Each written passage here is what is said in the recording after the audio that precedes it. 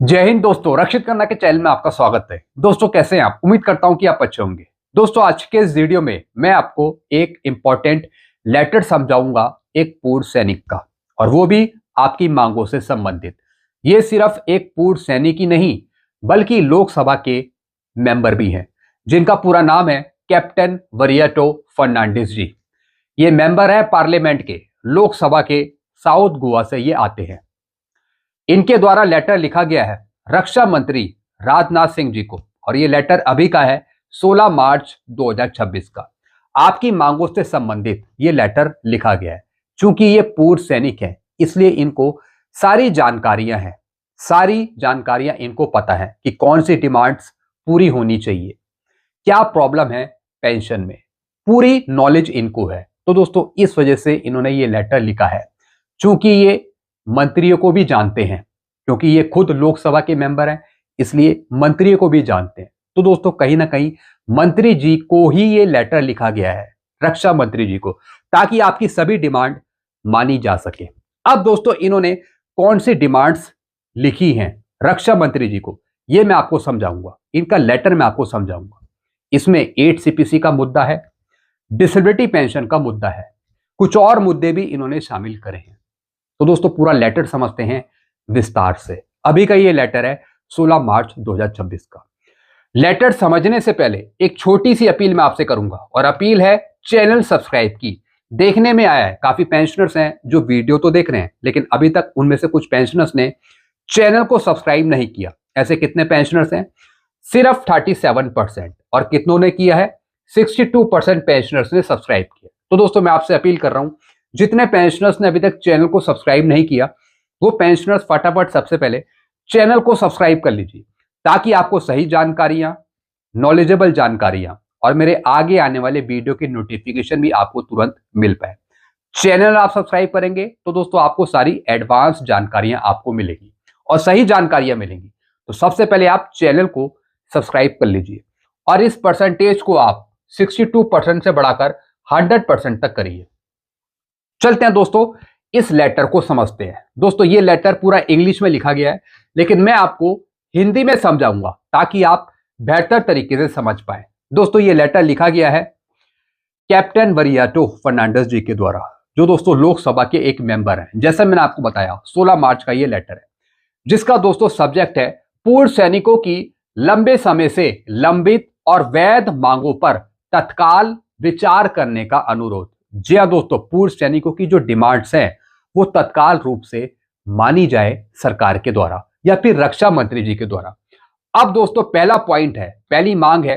सबसे पहले दोस्तों इन्होंने अपना इंट्रोडक्शन दिया है कि ये पूर्व सैनिक कौन है, इनका इंट्रोडक्शन क्या है। अब इन्होंने क्या लिखा है? मैं दक्षिण गोवा लोकसभा क्षेत्र का सांसद हूं। मुझे यह बताते हुए गर्व हो रहा है कि मैं भारतीय नौसेना में 26 वर्षों तक सेवा कर चुका हूं। जी हाँ दोस्तों, एक पूर्व सैनिक है, भारतीय नौसेना से ये रिटायर हुए हैं, टोटल 26 साल सर्विस करके। इसलिए मैं आपके समक्ष पूर्व सैनिकों की लंबे समय से लंबित मांगों के साथ साथ हाल ही में उभरी कुछ नई मांगे भी प्रस्तुत कर रहा हूं। जी हाँ दोस्तों, कुछ पुरानी डिमांड्स भी इन्होंने उठाई है और जो नई मांगे हैं वो भी इंक्लूड करी है, जिनसे सेवानिवृत्त सैनिकों के समुदाय में काफी चिंता पैदा हो गई है। अब कुछ मांगे नीचे दी गई हैं। सबसे पहले इन्होंने अपना इंट्रोडक्शन दिया। अब दोस्तों नीचे डिमांड्स हैं, जैसे कि विकलांगता पेंशन पर कर लगाने का आदेश वापस लेना है। जी हाँ दोस्तों, जैसा आपको पता है सरकार ने हाल ही में एक रूल निकाला है जिसमें डिसेबिलिटी पेंशन पे टैक्स देना होगा सैनिकों को। तो दोस्तों वो टैक्स ना लिया जाए, ना काटा जाए उनकी पेंशन में से, डिसेबिलिटी पेंशन में से। तो दोस्तों यहां पर इन्होंने ये मांग उठाई है कि डिसेबिलिटी पेंशन पे कोई टैक्स नहीं लगना चाहिए। विकलांगता पेंशन को 1922 से आयकर से छूट प्राप्त थी। इस पर टैक्स लगाने के सरकारी आदेश पर पुनः विचार और इसे रद्द या फिर वापस लेने की आवश्यकता है। मैंने इस मामले का पूरा अध्ययन किया है और सेना की गणना के अनुसार घायल सैनिकों की विकलांगता पेंशन पर कर लगाकर भारत सरकार को 100 करोड़ रुपए से भी कम की बचत होने की संभावना है।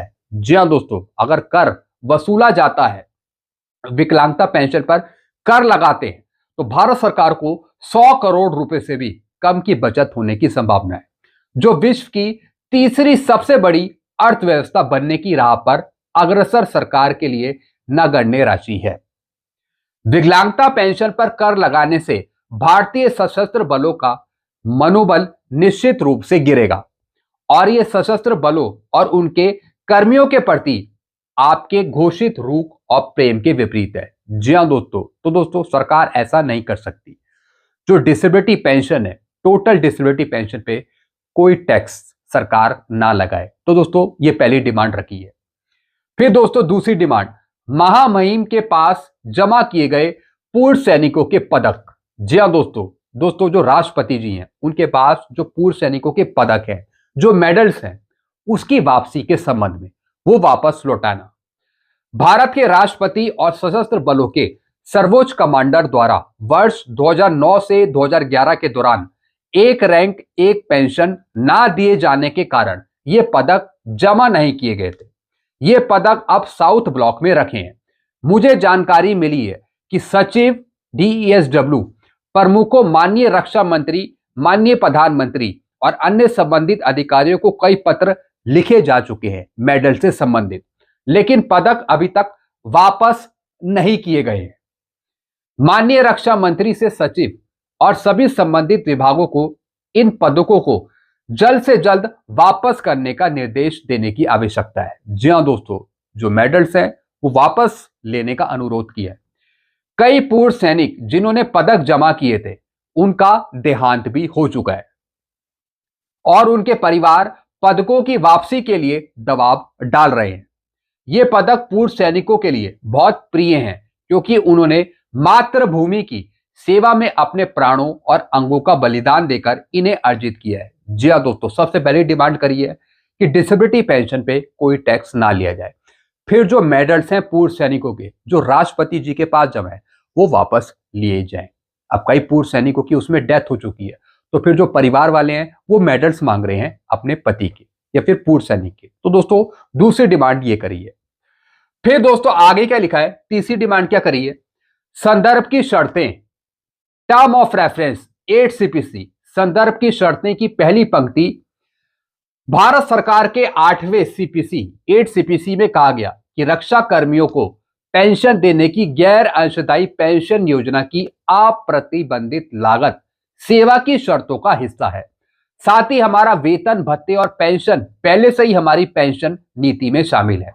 यदि रक्षा कर्मियों की पेंशन योजना में बदलाव करने का कोई अन्य कारण है तो कृपया उसे स्पष्ट करें। जी हाँ दोस्तों, ये बात कर रहे हैं 8 CPC के टर्म ऑफ रेफरेंस की, जिसमें अनफंडेड कॉस्ट की बात लिखी हुई है, जिसमें कहीं ना कहीं भेदभाव उत्पन्न करने की बात लिखी है। तो दोस्तों इन्होंने अनुरोध किया है कि भारत सरकार स्पष्ट उल्लेख करे कि वो 8 CPC में क्या करने जा रही है। क्या वो भेदभाव रखेगी पेंशनर्स के बीच, डिफेंस पेंशनर्स के बीच, रक्षा पेंशन भोगियों के बीच? तो दोस्तों इन्होंने कहा है कि सरकार खुलकर बताए और जो वो लाइन लिखी हुई है अनफंडेड कॉस्ट की उसको कहीं ना कहीं हटाया जाए।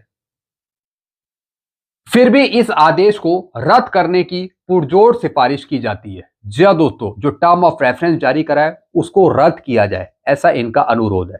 जो उसमें लाइन लिखी हुई है, जो पैरा लिखा हुआ है वो सही पैरा नहीं है। फिर दोस्तों अगली डिमांड है पूर्ण एक रैंक एक पेंशन प्रदान करना।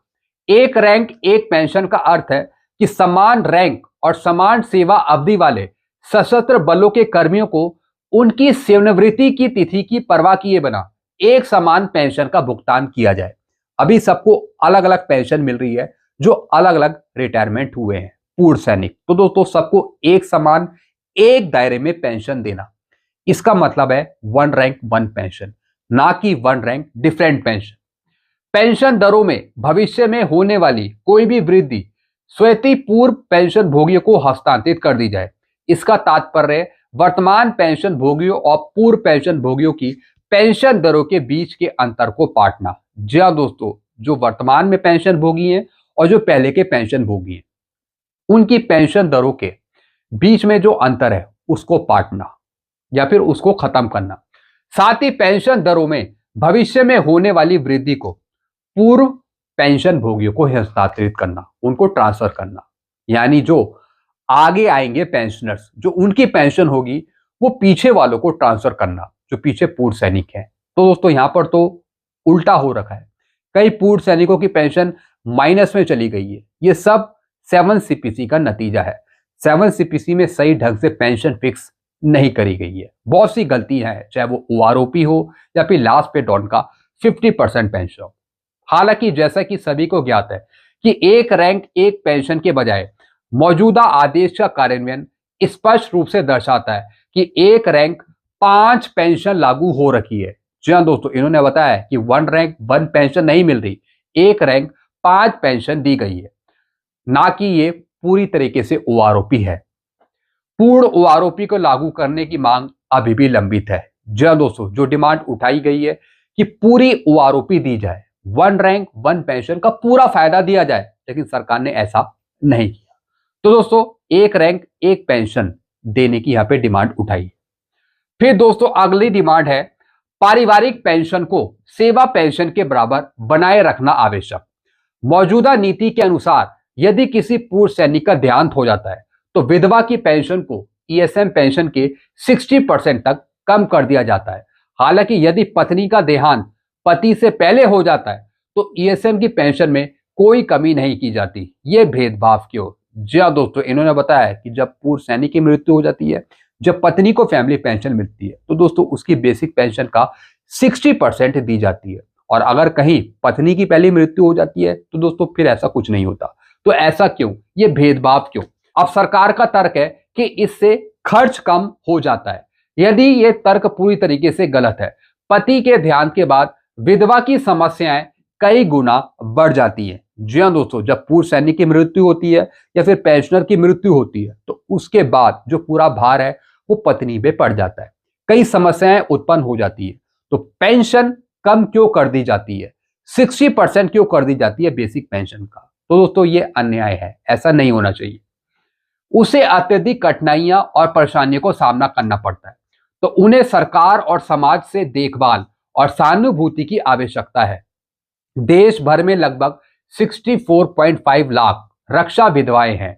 लगभग 40 से 50 हजार सैनिक हर साल देहांत में चले जाते हैं। तो 80% विधवाएं अधिकारी रैंक से नीचे के रैंक ओआर, एनसीओ, जेसीओ ही होती है। इसके अलावा अधिकांश विधवाएं गांवों से आती हैं, कम पढ़ी लिखी होती हैं, उनके पास शायद ही कोई पेशेवर योग्यता होती है, तो उन्हें कोई नौकरी नहीं मिलती है।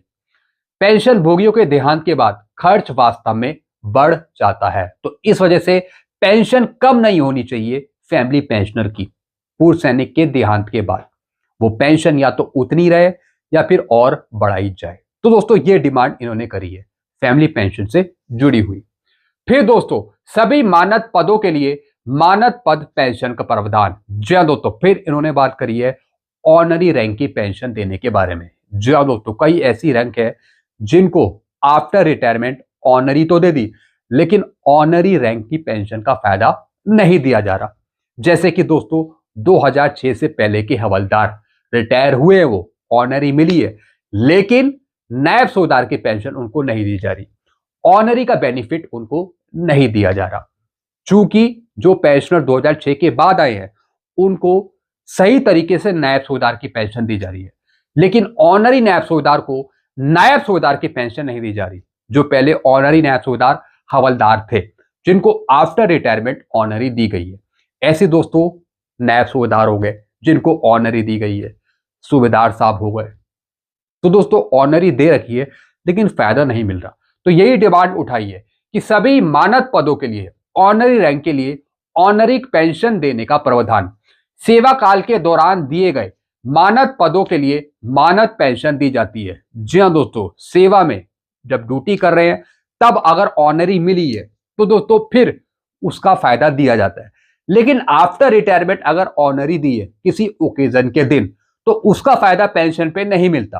तो ये डिमांड इन्होंने उठाई है। हालांकि सेवानिवृत्ति के बाद दिए गए ऑनरी रैंक के लिए ऑनरी रैंक की पेंशन नहीं दी जाती, जैसा मैंने आपको बताया, जबकि ऑनरी रैंक प्रदान करने की शर्तें और नियम समान हैं। सभी रक्षा कर्मियों को ऑनरी रैंक की पेंशन प्रदान करने का एक मजबूत आधार दिया जाए। यह केवल न्याय संगत और उचित होगा। जी हाँ दोस्तों, बिल्कुल सही डिमांड इन्होंने उठाई है कि जिनको भी ऑनरी रैंक से नवाजा है तो उसकी पेंशन उनको दी जाए, एक नेक्स्ट रैंक का बेनिफिट दिया जाए पेंशन पे। मैं उनकी बात कर रहा हूं रिटायरमेंट के बाद जिन्हें ऑनरी मिली है, चाहे वो नायब सूबेदार हो, सूबेदार मेजर हो, या फिर दोस्तों वो हवलदारी क्यों ना हो। फिर दोस्तों अगली डिमांड है भारत सरकार रक्षा मंत्रालय नीति पत्र संख्या इतना, दिनांक 17 जनवरी 2013 का वो लेटर जिसमें तीनों सेवाओं के रैंक समूह ग्रुप के काल्पनिक अधिकतम के आधार पर जेसीओ ओआर की पेंशन तय करने के संबंध में प्रावधान है। जी हाँ दोस्तों, ये बात कर रहे हैं मिनिस्ट्री ऑफ डिफेंस के उस लेटर की, जो लेटर है इतना और डेट है 17 जनवरी 2013 का वो लेटर जिसमें मैक्सिमम नोशनल के आधार पे आपकी पेंशन फिक्स करने का प्रावधान लिखा है। लेकिन सरकार ने उसको नहीं माना। सरकार आपको कम पेंशन दे रही है तो दोस्तों नोशनल मैक्सिमम पेंशन ना देकर आपको दे रहे हैं डिफिकल्टी वाली पेंशन, जिसमें सारी प्रॉब्लम ही प्रॉब्लम है। तो दोस्तों इसका उल्लेख किया है, जबकि वर्तमान आदेश के अनुसार ओआरओपी के कार्यान्वयन के दौरान जेसीओ ओआर की पेंशन अधिकतम और न्यूनतम के औसत के आधार पर तय की है, जैसा कि भारत सरकार के पत्र दिनांक 7 नवंबर 2015 में कहा गया है। यानी ओआरओपी में मिनिमम मैक्सिमम लेकर एवरेज निकाल के आपको पेंशन दी जा रही है, जो बहुत ही कम है। तो दोस्तों जो लेटर है मिनिस्ट्री ऑफ डिफेंस का 17 जनवरी 2013 का, तो इसके अनुसार नोशनल मैक्सिमम के आधार पे आपकी पेंशन तय होनी चाहिए, ना कि ओआरओपी में मिनिमम मैक्सिमम एवरेज के अनुसार। तो दोस्तों ये डिमांड भी इन्होंने रखी है। फिर दोस्तों अगली डिमांड, ईसीएचएस की दरें प्रचलित बाजार दरों के करीब पहुंच गई है। न्यूनतम दरों के कारण सूचीबद्ध अस्पताल पूर्व सैनिक को भर्ती करने में आनाकानी कर रहे हैं। इसके लिए वे बिस्तरों की अनुपलब्धता, विशेषज्ञों की अनुपलब्धता आदि जैसे विभिन्न कारण बता रहे हैं। जी हाँ दोस्तों, फिर इन्होंने मुद्दा उठाया है ईसीएचएस की दरों का। ईसीएचएस में बहुत सारी प्रॉब्लम्स हैं। मरीजों को, पूर्व सैनिकों को एडमिट नहीं किया जाता, जो उनके मेडिकल बिल है वो क्लियर नहीं हो पाते। कई बार तो जो वहां के डॉक्टर्स हैं वो भी सही तरीके से व्यवहार नहीं करते पूर्व सैनिकों के साथ। तो दोस्तों ईसीएचएस का मुद्दा भी इन्होंने यहाँ पे उठाया है, तो इसमें भी सुधार करने की कोशिश करी है, उसके संबंध में इन्होंने लिखा है।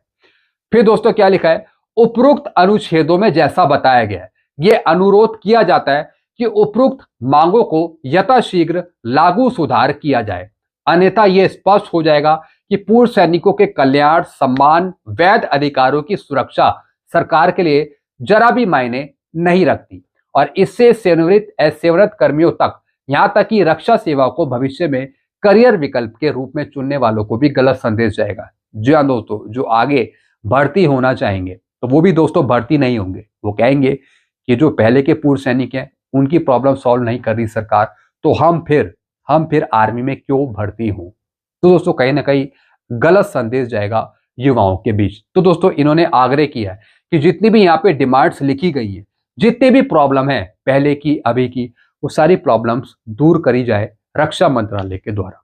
तो दोस्तों लेटर तो बिल्कुल सही लिखा गया है। जो जेन्युइन डिमांड्स हैं, चाहे वो अभी की हो या फिर पहले की हो, वो डिमांड्स पूरी होनी चाहिए।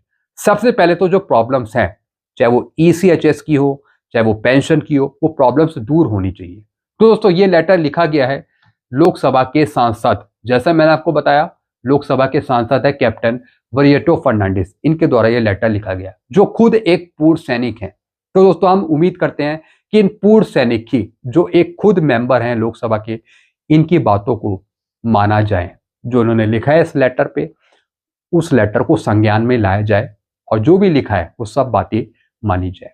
तो हम ऐसी उम्मीद करते हैं। बाकी दोस्तों आपके अपने विचार क्या हैं, आपके अपने सुझाव क्या हैं, आप नीचे कमेंट कर सकते हैं इस लेटर को समझते हुए। तो दोस्तों ऐसी कोई नई जानकारी आएगी तो मैं आपको जरूर दूंगा। आई होप सारी जानकारी आप अच्छे से समझ लो। वीडियो को मैं ये खत्म करता हूँ। चैनल से आप जुड़ सकते हैं और चैनल को सब्सक्राइब करना मत भूलिएगा। चैनल का नाम है Rakshit Khanna. Thank you so much.